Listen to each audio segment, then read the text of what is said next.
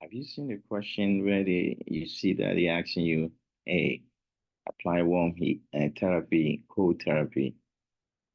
If you're having issues with it, you should stick around and watch this video. I'm going to give you information about this, and you will never go wrong with that. So, NCLEX is all pathophysiology. Everything has to make sense. If it doesn't make sense, then you guessing, right? Warm and cold therapy is all based on pathophysiology. And I call it that because you have to go to the underlying problem. Which therapy you choose is based on the pathophysiology of the condition. Let me give you an example. Sickle cell crisis. Do you remember the pathophysiology? Let's say lactational mastitis. What is the pathophysiology about that? How about a patient who wants to stop breastfeeding? Right? You getting my clue? How about a patient who has rheumatoid arthritis? What is all the pathophysiology of the body?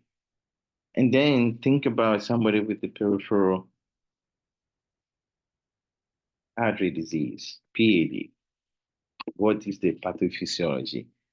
When they give you a question, how about ankle sprain? What is going on with each individual patient? And then what do you do with them? This is all you need to know. A very quick video, and I'm going to give you an idea. Okay, cold therapy, what it does is it causes vasoconstriction. When you have vasoconstriction, you have less blood flow. What is going to happen? There's less blood flow going to the area. This is going to prevent redness, it decrease inflammation, and then help with your pain because inflammation causes pain. So help with your pain and swelling. So when there's less blood flow going to the area, your pain get better, there's less swelling, there's less inflammation, there's less redness, and there's less blood flow. This is the key, right? Of course, don't put the eyes directly. No, not directly on the skin. So just to get our out of the way. Therefore, what is warm or heat therapy, right? What does it do? Warm therapy, all it does is increase blood flow. And what does that mean? Vasodilation. So more blood flow go to the area. And what does it do? When more blood flow is going to the area, it's going to help with the whatever is going on, is going to improve it. Instead of causing vasoconstriction and you're going to basically prevent blood flow, you're having vasodilation. So there's more blood flow going to the area and it's going to improve depending on what condition you have. Okay, if I want blood to go there, there's a reason why I want blood to go there. If I don't want blood to go there, then I'm going to stop what I'm doing and probably apply cold therapy. So most of the time when there's vasodilation, there's either you're trying to improve healing or you're trying to improve flow. There's some situation where the pain is due to less blood flow. So you have to think about what you want to do and then analyze it. You don't have to memorize whether it's cold or warm. It's based on the situation at hand. And the pathophysiology is about vasoconstriction, decreasing blood flow related to pain.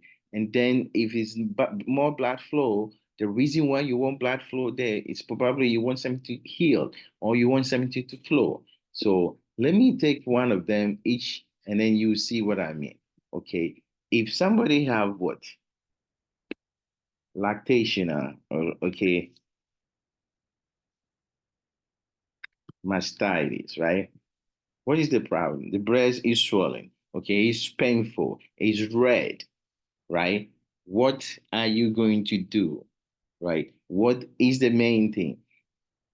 Just because he's swollen, it's big, he has edema, it's painful, doesn't mean you just apply cold or heat. You got to think about what are you trying to achieve. In lactational mastitis, is due to there's blockage, right? There's blockage of milk. The duct has been blocked, okay, and therefore we want to improve what flow. If we want to improve flow, then we need more blood. Therefore, if we need more blood, we should give this individual warm compression or heat. If you give them cold, it causes vasoconstriction, and then blood doesn't flow. And what happens? They get more painful. The reason why they have pain is because there's no flow of milk. So if you give them more blood, you improve flow, you break down the blockage, and therefore they get better. It's different from what somebody want to stop breastfeeding. What is going to happen?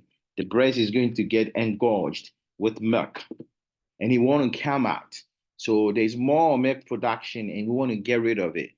In this situation, I don't want to improve flow because I want to stop what? Breastfeeding. Therefore, I should cause vasoconstriction to prevent blood flow, right? And therefore, this is why you give them cold compression.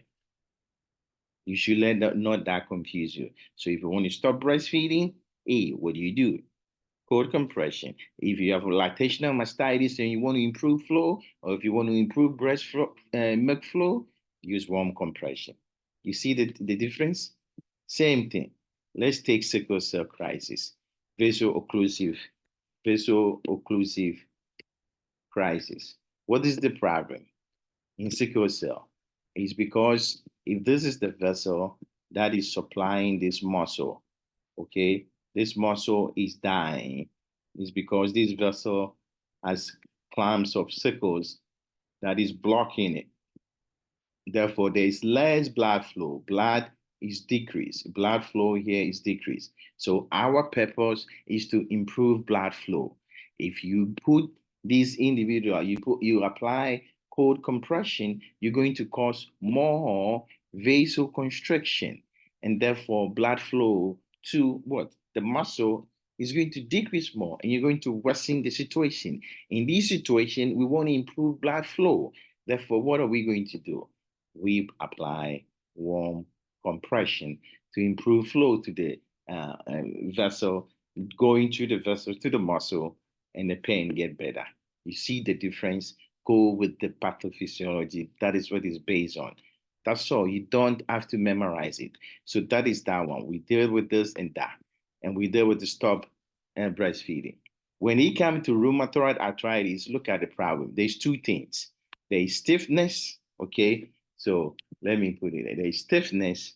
They have stiffness, two things going on, right? They have stiffness and then they have painful joint. So the joint is either stiff or pain. You see, when we want to decrease the pain because of all the inflammation and other thing, what do? You see the thinking, I want to decrease inflammation. The pain is coming from the inflammation. Therefore, if I want to decrease the inflammation for these people, I tell them to use cold packs, right? On the joint. But if they wake up, they have morning stiffness, hey, I want to loosen that muscle that is so thick. What do? I improve blood flow there. So for stiffness, I use warm compression. Pathophysiology based on the concept, right? So that is that one. Don't forget that. I mean, these are easy questions. They try to trick you. I mean, they did not put it there because they just want to give you an answer choice. There's a reason why they call, sometimes you see cold and warm. And this is the video you can watch to help you figure out what each of them are, right? Peripheral, and let's go to the ankle spray. I've already explained it. When you spray your ankle, right, you know you got to do the rise, right? Yeah, rise, basically. Yeah, basically. And that's the therapy you do. Elevation, cold, NSAID, and then compression for that area of the where you have the problem, right? So these are all the things that you do for ankle spray. When you spray your ankle, you have edema there, you have pain, you have swelling, other things, right? The first thing you want to do, you want to decrease the pain, you want to decrease the swelling, right? So what do you want to do? You're not going to apply warm compression there. There's too much inflammation going there, and it's causing too much pain. What we're going to do, we're going to do what? Apply ice pack. And that is the C of the rise, right? This is the C of the rise. So that's why you apply ice pack to help with the pain, decrease blood flow, and the swelling. And then you elevate the leg and then improve with that. So this is the concept about cold and warm compression. Lastly, the peripheral artery disease is different. Somebody will say, hey, PAD, there's decreased blood flow, right? So I've got to improve blood flow. No, negative. That is wrong. This is another different thing. The reason why this one and diabetes, okay, peripheral artery disease and diabetes, there's one thing that is lacking. And that is what I want you to, that is the outlier for this, because there is not only blood flow and pain, is because of what? They have a neurological problem in addition. There is two things going on. They have what? A altered sensation, and they also have altered blood flow. Because of the sensation, once again, because of the sensation, even though we want to improve blood flow to the peripheral vascular disease patient to allow blood to go to the area, is because they have altered a sensation. So if you put a warm compression, they will not going to feel it. And what is going to happen is going to burn them. And they burn them, they develop an ulcer. And then you can't fix it anymore. It's a problem. Because of that, there is no cold, there's no warm compression. Even though warm compression will help to allow blood flow, or warm packs. When I say compression, I mean packs. You can add packs to it. So warm pack and then cold packs. You don't do that. Why? Because of the altered sensation, and that is going to cause more burn. So what therapy do you do with these people? You let them wear socks. They cover their legs or blanket, light blanket. And this provide them some warmth and allow blood flow to go. This is adapting class. I hope you understand this. If you need more help, check our YouTube channel, subscribe if you like it. You can share this video and then join our membership. Take care of yourself and bye.